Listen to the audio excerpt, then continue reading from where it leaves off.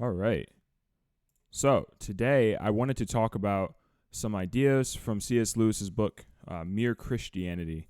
I just got this book from a friend of mine, recommended, actually a pastor friend of mine, and I should have read this book a long time ago, but I'm just now getting it. But that's okay. So I read a little bit on it, and I'm writing an article on Substack. It's called Mere Human Nature, and basically it's just a reflection and kind of a commentary on the first chapter of this book, Mere Christianity. So before I talk, a bit of background. Mere Christianity was written by C.S. Lewis, and C.S. Lewis is an author. He was born in 1898. He served in World War I, and he was an atheist most of his life, but then he came to Christianity later in life, I think sometime in his 30s. I'm not sure. But this book is a collection of talks that he gave to British Air Force soldiers who were about to go on several bombing raids, and most of whom he knew and they knew wouldn't return. So he was speaking to them on morality, suffering, human nature, life, and all from the Christian perspective. And the point was to give arguments for Christianity, but not any specific denomination of Christianity. His point was he made the illustration, I think in the preface, he made the illustration that what he's doing, Mere Christianity, is like the hallway in a hotel or the hallway in some kind of castle, and the denominations are the doors they can go into. So the hallway are the basic, common, essential things that pretty much all Christians believed down through the centuries. And that's what he's trying to get people in the hallway first. And whatever room they feel led to knock on, right, the denomination, then that's a choice that they make. But his goal was just to bring clarity and give understanding of what the Christian position is, and hopefully persuade a few people to walk the hallway. So, into a summary, or not a summary, but into the analysis. So, he starts off, and he basically asserts that there's this law, the law of right and wrong, which is also referred to as the law of human nature. And what he says, this whole chapter is about, basically, it sums up in this.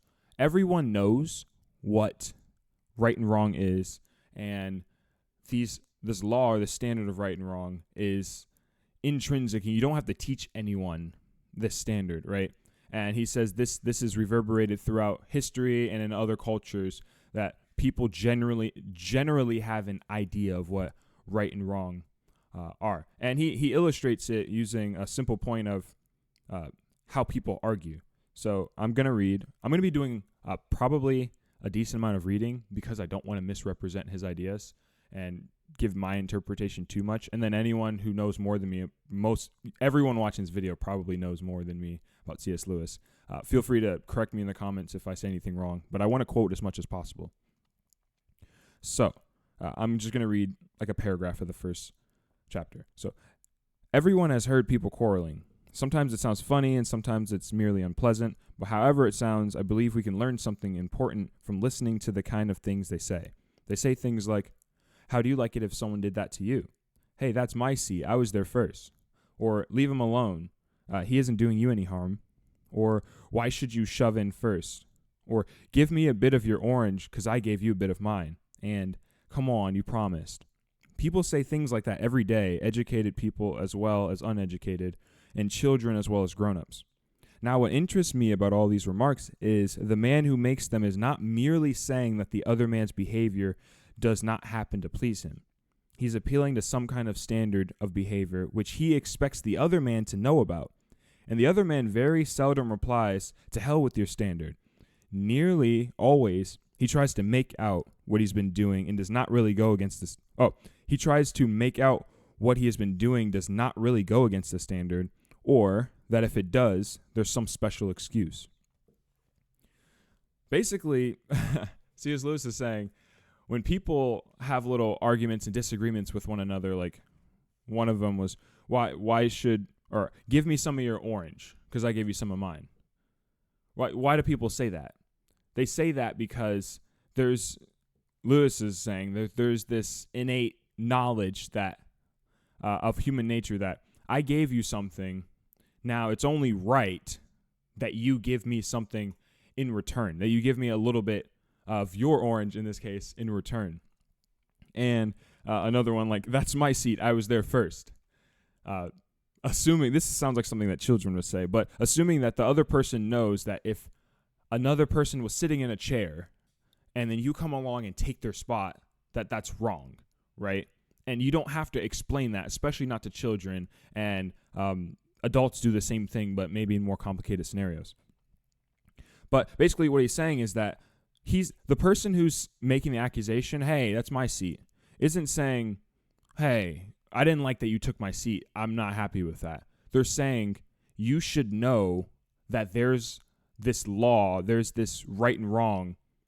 You should know that there's a standard that makes taking my chair when it wasn't yours wrong, right? And he the person who's being accused of that, C.S. Lewis says, doesn't often say, to hell with your standard. Like, who cares about your standard? They don't say it's a standard because it's so innate that you don't have to say it. But instead, they just defend themselves. They say things like, no, I'm not actually. No, I didn't see you sit in the chair first, for that example. Or maybe they have some special excuse like, well, I mean, my leg's broken is a pretty valid excuse. But I don't know, some kind of infirmity, or I'm tired, so I sat here, and it justifies it. And that's what he's saying. Basically, people know the standard, so it's so innate that they just they defend themselves that they haven't broken it. So he goes on and says a couple other things, and he says those are people who quarrel. Or here, let me just read another part. So he says quarreling means trying to show that the other man is in the wrong. And there would be no sense in trying to do that unless you and he had some sort of agreement as to what right and wrong are. Just as there would be no sense in saying that a footballer had committed a foul unless there was some agreement about the rules of football. Fair point. If there's no rules, then you can't really say what's right and what's wrong, or that you taking my chair is wrong. Is what he's saying. So he goes on and talks about... let me see. He talks about a lot of things, but I don't want to cover all of them. Oh, he even mentions basically in the war against the Nazis that if there's no standard of right and wrong, then we're going to war against the Nazis for no reason, right? He says if they were... let's go back. Where do I want to start?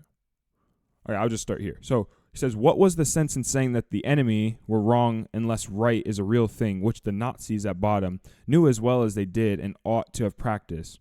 If they had no notion of what we meant by right, then, though we might still have had to fight them, we could no more have blamed them for that than for the color of their hair, right? If the Nazis, in this case, didn't know what was right and wrong, didn't know that what they were doing was wrong, then we can't blame them. Even if we had to fight them, he's saying, we couldn't blame them for them not knowing just as much as we couldn't blame them for the color of their hair. Which makes sense. Like, war is about what's right and what's wrong. Each side believes that they're right. This other side believes that they're right, and the other's wrong. The second point I wanted to talk about was that he said, basically, cultures throughout history and everywhere in the world have the same sense of what's right and wrong. And even though it plays out differently, some cultures have different moral practices. But essentially, the essential things, and the couple I talk about in my article, are selfishness and lust. Those things have always been looked down upon. So let me read a portion of what he said. So C.S. Lewis says, if anyone will take the trouble to compare the moral teaching of, say, ancient Egyptians, Babylonians, Hindus, Chinese, Greeks, and Romans, what will really strike him will be how very similar they are to each other and to our own. So, and then he says that he has some evidence for this in his book, Abolition of Man. But then he goes on, says, you might as well just try to imagine a country where that's out of context, one sec. All right, right here. Men have differed as regards what people you ought to be unselfish to, whether it was only your own family or your fellow countrymen or everyone. But they've always agreed that you ought not to put yourself first. Selfishness has never been admired. Men have differed as to whether you should have one wife or four, but they've always agreed that you must not simply have any woman you liked.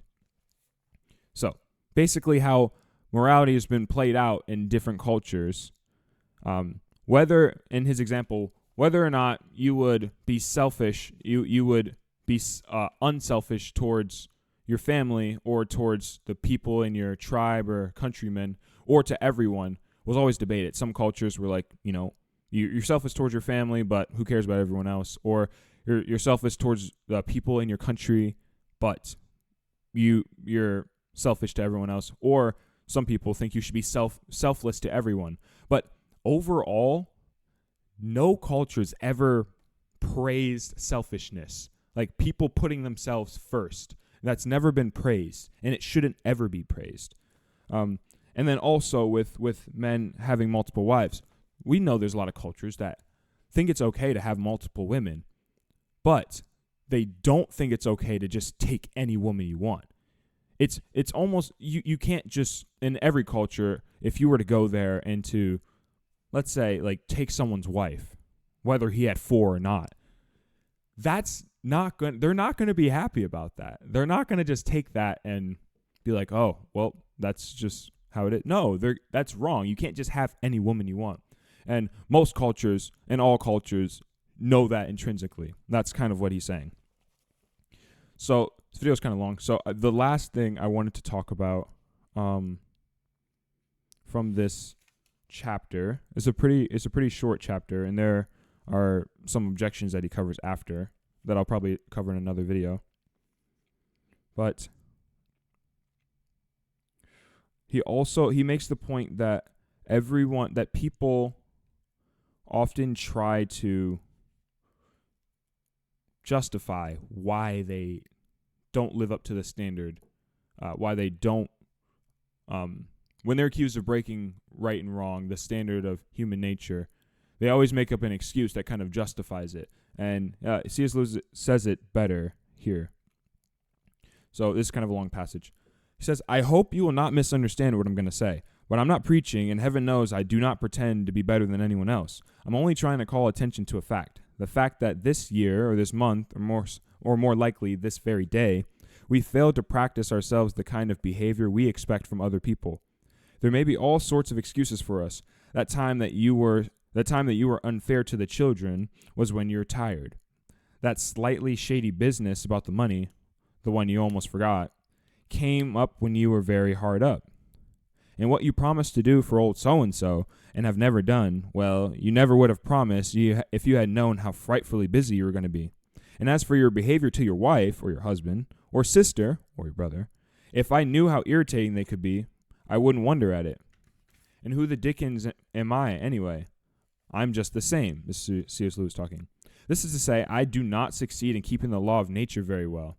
And the moment anyone tells me I'm not keeping it, there starts up in my mind a string of excuses as long as your arm. And the question is, are they good excuses? And the point is that they are one more proof of how deeply, whether we like it or not, we believe in the law of nature. So, the fact that people go out of their way when it looks like they're breaking the standard of decency and morality, that they go out of their way to justify why they were doing it. Like, if I was mean to my kids or something, I don't have kids, but if I was dad and I was mean to my kids, I'd say, oh, I was just tired. Like that's a valid excuse. Or if I was mean to my wife, I was disrespectful. Be like, well, if you knew how annoying she was, right? And then the other one, he says, that shady business deal you did. I was hard on my luck. So, I mean, man's got to do what a man's got to do. And we or especially the last one, we understand that. But it goes to show the great lengths that people will go to show that they haven't broke the standard. And the standard's unsaid because it's assumed that we all know this, no matter what culture you're from. So my thoughts, just give you a couple, maybe even just one. Of course, I believe that everyone knows what right and wrong is, regardless of where you're from. Now, it may look different for some cultures, and some things that may be wrong one place are genuinely right in another place and are not looked down upon. But essential things like being selfish is never okay. That's never a thing that people have looked up to. Like, let's say, or being a coward, that's wrong. Sorry. Like, let's say like the men on the Titanic were to a society where people praise the men on the Titanic if they took the places of women and children in the lifeboats and instead got on the boats first and said, men first, all the men get on the boat, leave the women and children behind. And then Titanic went down, all the women and children died. No culture, no people would ever praise that as some kind of virtue. Never. That's just something that shouldn't, that's just wrong. We all know that's wrong. As much, if you want to fight against that, I mean, you'd have to make a pretty rough case to argue against that. But that intrinsic knowledge of what's right and wrong, I know that God's put that in us. And a lot of people say it's society. And I mean, that's definitely true. Society does shape the way we think about right and wrong. But fundamental things are fundamental and universal. And C.S. Lewis was saying the same thing in this first chapter.